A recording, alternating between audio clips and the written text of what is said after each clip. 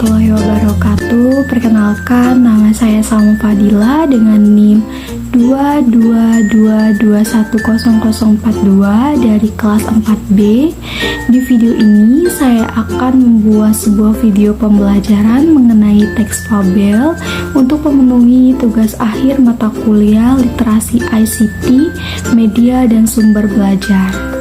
Oke, selamat menyaksikan.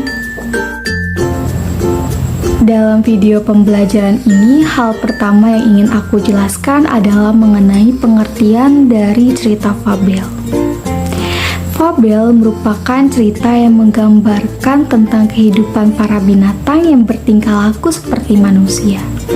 Adapun definisi dari cerita fabel menurut Kamus Besar Bahasa Indonesia atau yang disingkat dengan KBBI, fabel adalah cerita yang menceritakan tentang watak dan jiwa manusia yang menyatu dengan hewan sebagai pelaku cerita. Cerita fabel tergolong sebagai jenis cerita fiksi atau cerita imajinasi. Dan tujuan dari cerita fabel ini adalah untuk memberikan pengajaran moral dengan menunjukkan perilaku-perilaku buruk manusia melalui simbol-simbol hewan. Selanjutnya adalah mengenai struktur dalam cerita fabel. Cerita fabel memiliki 4 struktur. Yang pertama ada orientasi, yang kedua ada komplikasi, yang ketiga ada resolusi, dan yang terakhir ada koda. Orientasi merupakan bagian awal dalam cerita fabel, yang dimana pada bagian ini berisi pengenalan tokoh-tokoh dalam cerita fabel, latar, tempat, dan waktu. Yang kedua, bagian komplikasi.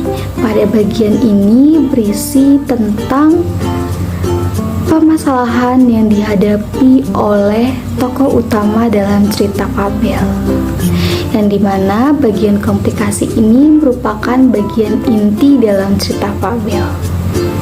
Yang ketiga, resolusi. Resolusi merupakan bagian yang berisi pemecahan masalah yang dilakukan oleh tokoh utama dalam cerita fabel, yang dimana biasanya dalam cerita fabel pemecahan masalah dilakukan dengan cara yang unik dan kreatif. Dan yang terakhir, koda. Koda merupakan bagian penutup dalam cerita fabel, yang dimana pada bagian ini terjadi perubahan perilaku oleh semua tokoh. Dan pada bagian koda ini juga berisi tentang pesan moral yang ingin disampaikan untuk pembaca. Selanjutnya adalah mengenai karakteristik cerita fabel. Cerita fabel memiliki sebuah karakteristik. Yang pertama, tokoh-tokoh yang memerankan cerita fabel ini biasanya dimainkan oleh hewan yang memiliki tingkah laku menyerupai manusia.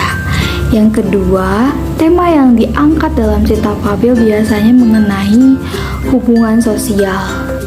Yang ketiga, konflik yang terjadi dalam cerita fabel biasanya diambil dari peristiwa-peristiwa yang terjadi di kehidupan manusia. Yang keempat, cerita fabel memiliki kerangka tempat, kerangka waktu, dan plot. Yang kelima, cerita fabel biasanya menggunakan sudut pandang orang ketiga. Dan yang terakhir, biasanya dalam cerita fabel ini memiliki pesan moral atau amanat yang ingin disampaikan untuk pembaca. Selanjutnya adalah mengenai jenis cerita fabel. Cerita fabel memiliki 2 jenis, yaitu fabel klasik dan fabel modern. Untuk fabel klasik merupakan cerita fabel yang sudah ada sejak zaman dahulu, namun tidak diketahui pasti kapan awal munculnya.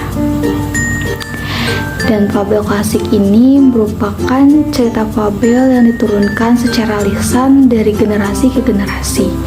Misalnya seperti cerita Kancil dan Buaya, Belalang dan Semut, dan lainnya.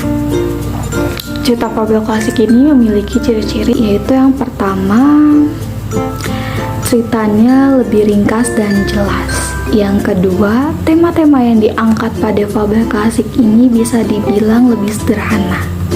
Yang ketiga, fabel klasik ini biasanya berisi pesan moral atau amanat yang ingin disampaikan untuk para pembaca. Dan yang terakhir, biasanya cerita pada fabel klasik ini sifat hewan masih ada. Sedangkan ciri-ciri dari fabel modern, yang pertama, alurnya bisa panjang atau pendek. Yang kedua, pokok cerita pada fabel modern ini lebih kompleks. Yang ketiga, biasanya fabel modern ini terkadang berbentuk narasi dengan prosa yang menciptakan tokoh sang pahlawan.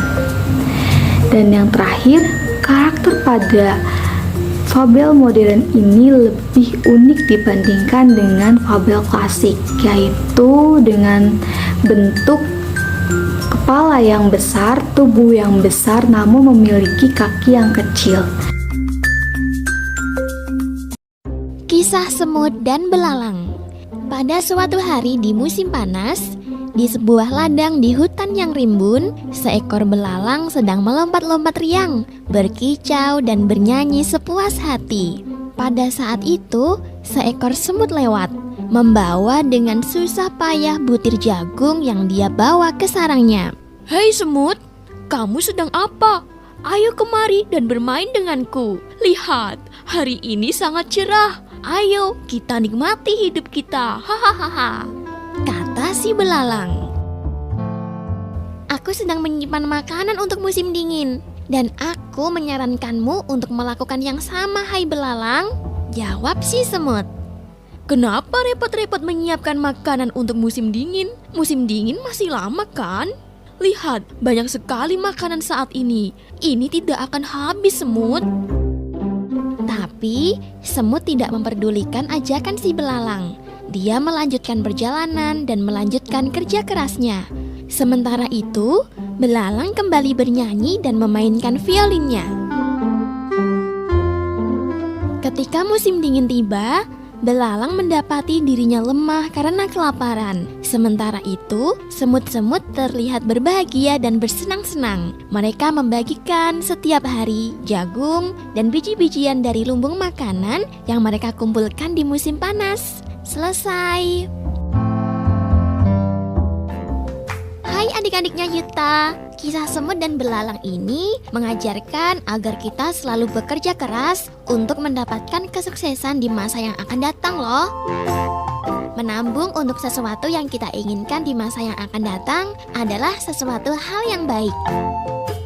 Nah, pesan Yuta lainnya, kamu jangan terlena dengan keadaanmu saat ini. Bisa jadi saat ini kamu bahagia dan punya segalanya, tapi kamu tidak tahu kan apa yang terjadi di masa depan? Masa depan yang sukses dan bahagia akan kamu raih kalau kamu bekerja keras. Terima kasih. Salam Yuta. Nah, itu dia contoh dari cerita fabel. Bagaimana, sangat seru bukan? Oke, mungkin cukup di sini video pembelajarannya. Semoga apa yang aku sampaikan bisa bermanfaat untuk semuanya. Terima kasih sudah menyaksikan. Wassalamualaikum warahmatullahi wabarakatuh.